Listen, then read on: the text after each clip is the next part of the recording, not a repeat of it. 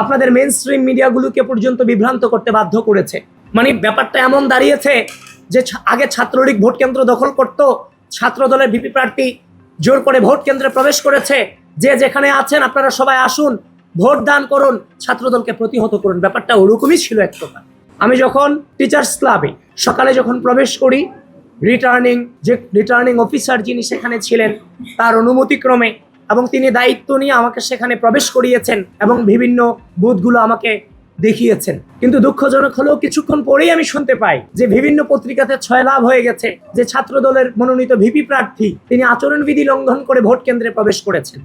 নির্বাচনের দিন ক্যাম্পাসের প্রবেশ মুখে নিরাপত্তার দায়িত্বরত কতিপয় বিএনসিসি রোভার স্কাউট ও গার্লস গাইড সদস্যের সহায়তায় একটি নির্দিষ্ট গোষ্ঠীকে ক্যাম্পাসে অবাধে প্রবেশের সুযোগ দেওয়া হয়েছে বলে শিক্ষার্থীদের পক্ষ থেকে একাধিক অভিযোগ এসেছে এবং একাধিক বহিরাগত শিবির কর্মীকে শিক্ষার্থীরা হাতে নাতে ধরে প্রক্টর অফিসে সোপর্দ করেছিল।